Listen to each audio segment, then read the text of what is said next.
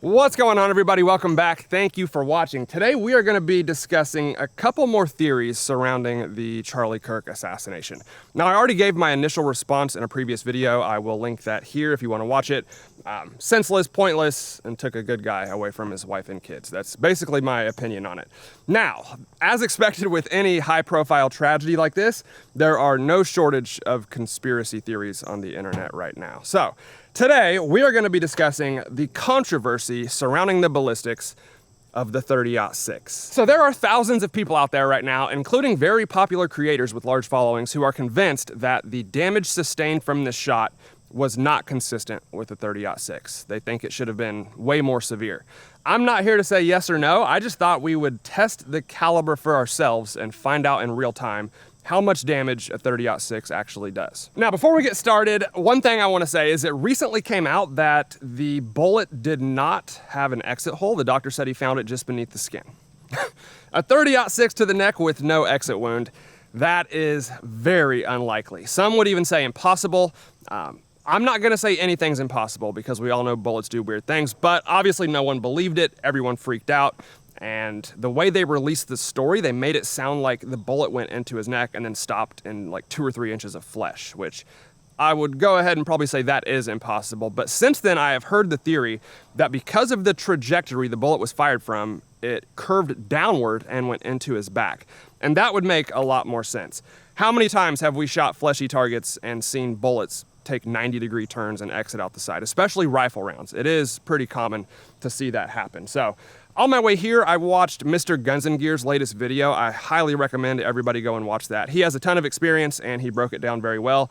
Gave it a low percentage chance, but not zero. And again, anyone that shoots a lot will tell you bullets are very unpredictable. So there's also people speculating on a body armor ricochet, which would make sense if there was no exit hole, because obviously a bullet hitting something like that would dramatically affect performance.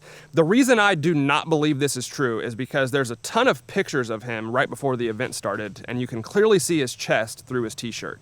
And a lot of them you can even see his nipples, which is kind of a dead giveaway that he's not wearing armor and certainly isn't wearing rifle plates, which is what it would take to stop a 30-06. Another one that's out there, there's a lot of theories on this if you can't tell, is that the footage we all saw was actually the exit hole and he was shot from behind. I would say this is plausible, definitely possible. I can't say for sure yes or no because we don't have like real high-speed footage.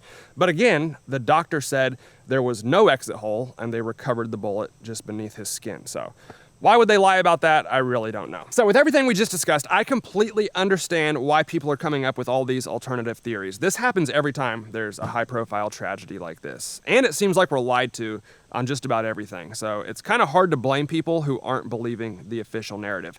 What I will say is, personally, when I first saw the horrible video of Charlie's assassination, the very first words out of my mouth were, that was a .30 caliber rifle. The sound, the crack, the recoil of his body, and instant incapacitation, it just looked like a .30 caliber impact to me. Obviously 30-06 wasn't the round that came to mind because this is the 21st century, but I definitely thought it was a 308 or something like that. That was a very gnarly bullet impact. And then they came out and said that the bullet stopped in his neck, and I don't know what to believe anymore. So today we're going to do a couple different tests. First, we're going to test the damage of the 30-06 and see if it's consistent with the wound he sustained.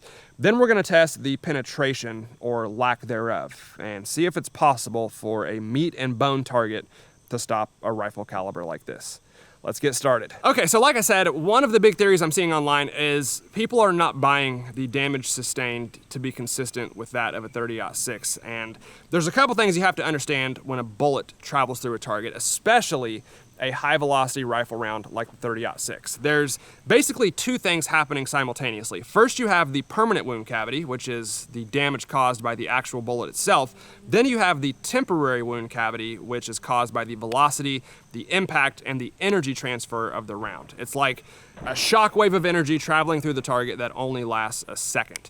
It's really only visible in ballistic shell on high-speed cameras, but it basically just looks like a big bubble expanding inside the target. And this is why targets like watermelons, for instance, basically turn into vapor when we shoot them with rifles. But animals and humans with a lot more weight, mass, tissue, etc., are going to do a much better job at containing that energy. So internally, there could be a massive area affected by the bullet, while externally, you only see a tiny little hole. Hopefully, this kind of clarifies it for the people that thought the damage should have been far more catastrophic. That's typically not how it works when people get shot. So, today we're gonna shoot a few different targets with the 30-06 and find out for ourselves how much damage this rifle round actually does. All right, guys, the first target we're gonna shoot with the 30-06 is a 10% clear ballistics gel block. I'm hoping that this will show us both the permanent and temporary wound cavity so we can see the difference. I've also got some water jugs behind it and kind of scattered off to the side just in case the bullet passes all the way through or takes a sharp turn in the gel. This should also probably show us how unpredictable high velocity rifle rounds can be. Now, I was gonna start with a watermelon just to show you how crazy those are, but we literally just shot one in our last Charlie Kirk video with a 308 at 142 yards, which is the exact distance he was shot from. So I'll probably just play that video now and you can see how dramatic it was. Smoked the watermelon. So again, I think videos like that have kind of given people the wrong impression, and if they're inexperienced, they think that's what bullets do in real life, and obviously that's not the case. I'm hoping this will help prove that point as well. All right, guys, the rifle we're using is the 1903 Springfield 30-06 from BFF Firearms. We've got our 150 grain full metal jacket, probably the most common 30-06 ammo there is. The problem is we don't know what kind of ammo this guy used. They typically don't go with super high-tech rounds, so this is a pretty good guess, but we just don't know for sure. Let's see what this one does. I'm gonna try to put it right in the middle of our gel block.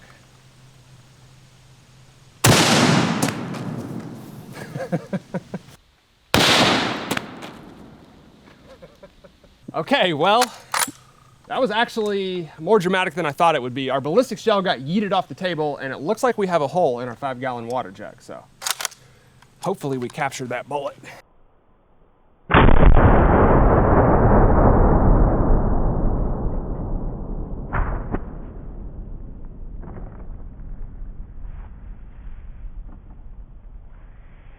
Okay, I tried to clean off the ballistics gel block since it fell onto the ground after it was shot. You can definitely see the temporary wound cavity on the high-speed footage. So I'll play that for you guys, and that is the permanent wound cavity inside the ballistics gel block. So that's the actual damage that the bullet did inside the ballistics gel. And even for a rifle round, that is a massive wound cavity in a ballistics gel block, I've got to say. This thing outperformed what I thought it would do. You can see for the first, I don't know, 6 or 7 inches, it's just a very small hole where the bullet is penetrating, and then about halfway through, it started dumping most of its energy in that ballistics gel block. We have one bullet fragment that I see right there, probably 2 inches from the end of the ballistics gel, and it did curve down. The block is flipped, you know, compared to what it was when we shot it. So the bullet curved down, exited out towards the bottom, and it did enter our 5-gallon water jug. And there it is right there. And that is our 30-06 that I just pulled out of the 5-gallon water jug. I've got to say, that's in surprisingly good condition for passing through 16 inches of ballistics gel and going into our 5-gallon water jug. It is flattened out a little bit, but other than that, it looks pretty much perfect. So clearly that bullet was going crazy inside that ballistics gel block. However, one thing I do want to say is it did not penetrate as far as I thought it would. It looked like it barely exited the gel and just made it into our water jug. It stopped like an inch into that water jug. And you can see on the high-speed footage, it did not, you know, go halfway in and then fall back down towards the front. It stopped as soon as it hit the water. So it wasn't gonna penetrate much further than a 16-inch ballistics gel block. And that is one thing people often confused with rifle rounds. They think because they're going a lot faster that they're gonna penetrate further. But typically rifle rounds do, you know, penetrate less because they just go so crazy when they hit the target, and that's the temporary wound cavity we were talking about. So that being said, 30 caliber rifle rounds still usually penetrate quite a bit. But again, bullets do weird stuff, and as you saw, that one did take a pretty sharp turn downward right before it entered the 5-gallon water jug. So now my initial theory when this first happened was that the bullet probably just zipped right through, left a little pinhole, and because the neck is so thin, it didn't even slow the bullet down. So most of its energy was not dumped into the target. Then they came out and said that he actually stopped the bullet, and I'm hearing that it probably curved down and they found it in his back. There's really no way to prove or debunk this theory. Even if we came out here and recreated this test exactly, which is obviously not possible to do, we could get 10 different results shooting the exact same caliber and the exact same target. That is how unpredictable rifle rounds are. But for the people saying that the damage would have been way more catastrophic, I've even heard people say it should have decapitated him and all this crazy nonsense, that is just not how bullets work in real life. And I'm trying to be respectful to Charlie and his family while still addressing some of these theories, and I really don't care one way or the other. I'm open to all possibilities. But in my opinion, the damage sustained could be consistent with a 30-06. Now, the exit hole thing, that's a different story. I'm a little more reluctant to believe that. But if we're just looking at the damage, the 30-06 does sound plausible. All right, guys, next up, we are gonna do something a little more interesting. Now, like I said in this entire series, I'm not using ballistic dummies just out of respect, but for our final test, we are gonna use real meat and bone. So I haven't done this in quite a while because it's honestly kind of gross. I don't know if you can see, but there are bees all over this thing.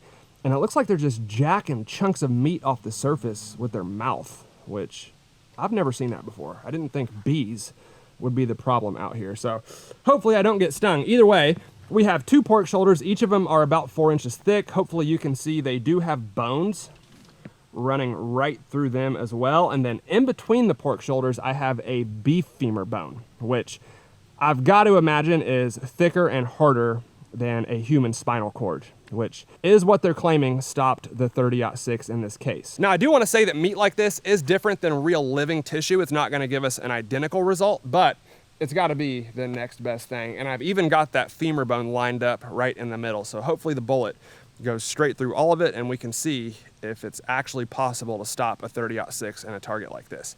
I don't think it is, but I'm hoping that we can prove me wrong. Let's do it. All right, same bullet, 150 grain 30-06. And again, we really just don't know what kind of ammo was used. If it was a hollow point or a really lightweight soft point or something like that, that would dramatically increase the chances of the bullet staying in the target. But since they're not telling us anything, there's really no way to know. And I would say each one of those pork shoulders is thicker than a human neck, and we have 2 of them with a massive bone in between them. So let's see what it does. I'm gonna try to aim right towards that bone.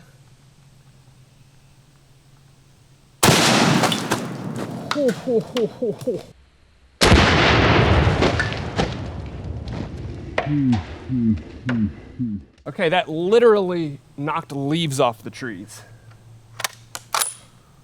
That was devastating.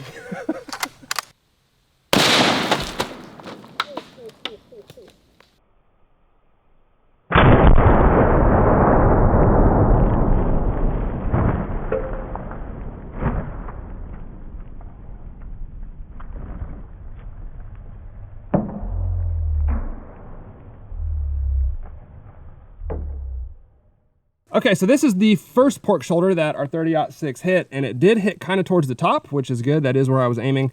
Still a direct hit, and you can see that it went straight through that bone that is in the middle of that pork shoulder. So it went through that one, straight through the bone, came out the back right there. Didn't even really start to, do any damage. Then after it went through the first pork shoulder, it hit our femur bone. And the damage it did to this is absolutely diabolical. It just blew right through it, split it in half, and I don't even know where the other half is at. I did hear bone fragments raining down on the table. So maybe it just got completely exploded, but you can clearly see that that massive bone was not enough to stop the 30-06. It just blew right through it. And then surprisingly, at least to me, the second pork shoulder that was behind our femur bone is where the vast majority of that damage was done. Slap the crap out of that bee. We do have some bullet fragments on this one. I don't know if you can see that little piece of lead right there, but I mean, this one just absolutely got obliterated, and it did go through the bone in this one as well. So it went through all 3 bones, both pork shoulders and the femur that was in the middle, and still blasted right through this one. And then behind our meat and bone, we had these 2 1-gallon water jugs, and this is the first one. It just blew through that one, no problem at all, which tells me that that bullet still had quite a bit of energy left on it. And then the second water jug right here has an entrance hole there, and I don't see an exit hole, and we actually have a good bit of that bullet inside our second water jug. And those are the fragments that I found in our second water jug. That actually just looks like copper jacket mostly, so I assume the lead bullet either broke apart or it could have curved and exited out one of the sides. Again, that is typically what rifle rounds do when they hit fleshy targets. So even with all of that, we were still not able to fully stop this bullet, and hopefully this kind of shows you why people were so skeptical when they said there was no exit wound. With a 30-06, that is very hard to believe. But I'll reiterate, that doesn't mean it's impossible. Bullets do weird things, and if you believe the official story, he was firing from a rooftop at a downward trajectory, which means the bullet would already be kind of angled going in and could have curved down and went into his back, which apparently is what they're saying. So, was it another magic bullet? I really don't know, but I don't blame anyone who doesn't believe the official story, because this is a very hard caliber to stop, especially in a target that thin. All right, guys, I hope you all enjoyed the video. Let me know what you think down in the comments below, like which theory you're believing and stuff like that. One thing I will say about conspiracy theories is I always like to ask the question why. Like, why would they lie about the caliber that was used? Why would they lie about there not being an exit hole? And I'm kind of struggling with those questions on this one, because none of it really makes sense. That being said, they're not giving us much information at all. So I don't blame anyone for not believing the official story. I'll even admit some of this stuff is kind of hard to believe at this point. So I hope y'all enjoyed the video. If you did, let me know down in the comments below. As always, hit that like button for me, guys. I would really appreciate it. Thank you all for watching, and I'll see you next time.